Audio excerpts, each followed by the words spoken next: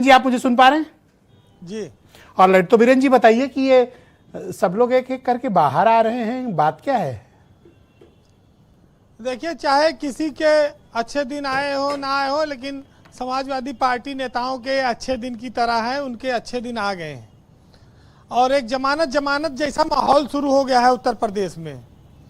और उस माहौल में जो समाजवादी पार्टी कभी जेल भरो आंदोलन के लिए जानी जाती थी, अब उसके नेता जेलों को खाली करते जा रहे हैं। तो ये एक अच्छा संयोग समाजवादी पार्टी के साथ बना है। वैसे हमारे यहाँ ब्रजेश जी अच्छा नेता, बड़ा नेता वो माना जाता था जो एक आध बार जेल वेल हो आता था, तो लोग कहते थे कि यार बड़ा नेता हो गया, ये जेल गया है। लेकिन जब बिना गुनाह के जेल जाने लगे लोग, तो उनको नेतागिरी से डर लगने लगा, क्योंकि विरोधी पार्टी में रहने से बड़ा रिस्क हो गया है कि जरा से चूके तो सीधे जेल के फाटक के अंदर। तो ये एक समस्या सियासत में आई है। वैसे नैतिकता की बातें होती हैं कि साहब बदले की भावना से कार्रवाई नहीं होगी, लेकिन अब तो कार्रवाई खाली बदले की ही भावना से होती है। अब प्रेम से कौन कार्रवाई हो रही है? और आजम खां छूटे, इरफान सोलंकी छूट गए।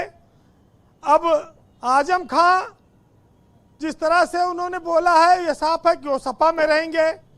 उनके शब्दों में अभी भी तेवर में दम बचा हुआ है।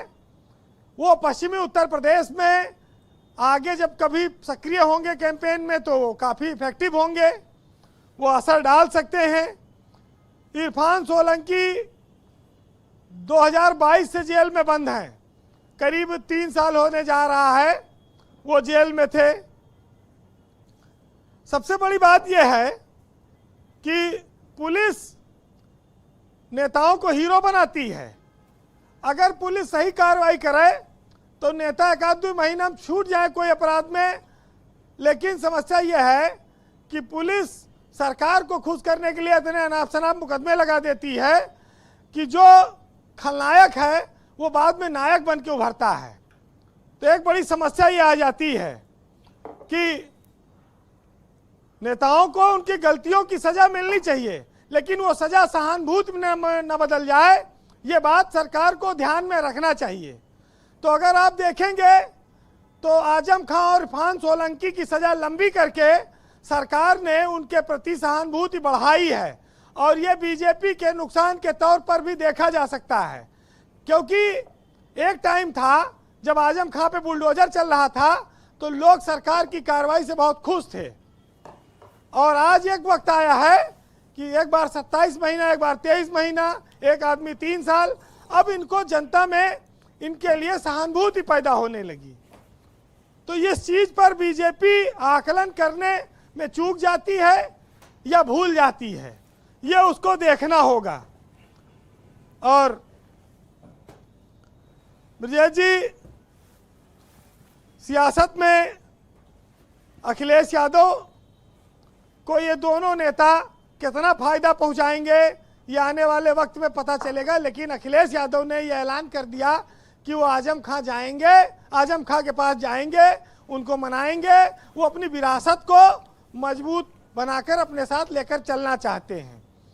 तो ये तो उन्होंने एक समझदारी भरा निर्णय किया है, और इससे उनकी जो मुस्लिम वोट बैंक है उसमें एक अच्छा मैसेज भी गया है। अब ये भाजपा को तय करना है कि इन दोनों की काट वो कैसे ढूंढाए।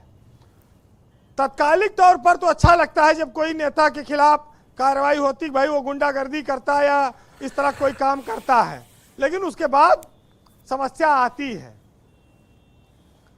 वैसे तो देखिए, जेल राजनीतिक लोगों के लिए एक उपहार की तरह रही है, अपराधियों के लिए सजा की तौर पर है।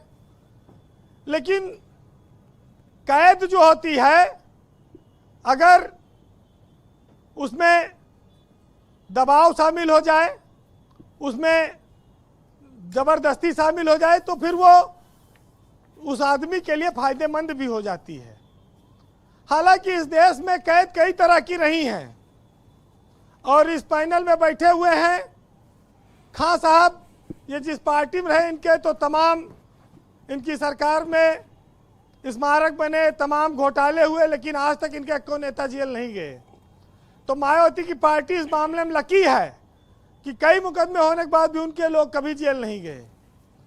अनिल दुबे जी की भी पार्टी जब जब नौबत आती है तब तब सत्ता में शामिल हो जाती है, तो उसका भी मामला जेल व्यवस्था में दुबे जी की पार्टी का कोई यकीन नहीं है। वैसे ये तो कहते हैं कि हम तो मोहब्बत में कैद हुए हैं, हमारा गुनाह कुछ नहीं है। जेल पर, अत्याचार पर, ज्यादती पर बहुत सारी कविताएं और साहित्य लिखा गया है जी। लेकिन आज आपको हम प्रेम पर कुछ सुनाते हैं। प्रेम भी एक तरह का कैद है जिसमें आरएलडी गिरफ्तार है भाजपा के प्रेम में। सुनिएगा कि इंसान उलझा दुनिया की इस खेल में है, और गौर से देखो यहाँ हर कोई एक जेल में है। रिहाई की गुजारिश नहीं करते ये कैदी, इश्क की जेल में फिर जमानत कैसी। और सच्ची मोहब्बत एक जेल जहां उम्र कैद होती है और सारी उम्र बीत जाती है मगर सजा पूरी ही नहीं होती है। बहुत शुक्रिया वीरेन जी, आपका बहुत बहुत धन्यवाद। ग्राउंड जीरो से अपना इनपुट, फीडबैक और पॉलिटिकल ऑब्जर्वेशंस हम तक उपलब्ध कराने के लिए। बहनों भाइयों, दूसरा चरण इस परिचर्चा का शुरू करते हैं। पहले अब्बास अंसारी बाहर आए, फिर आजम खां बाहर आए,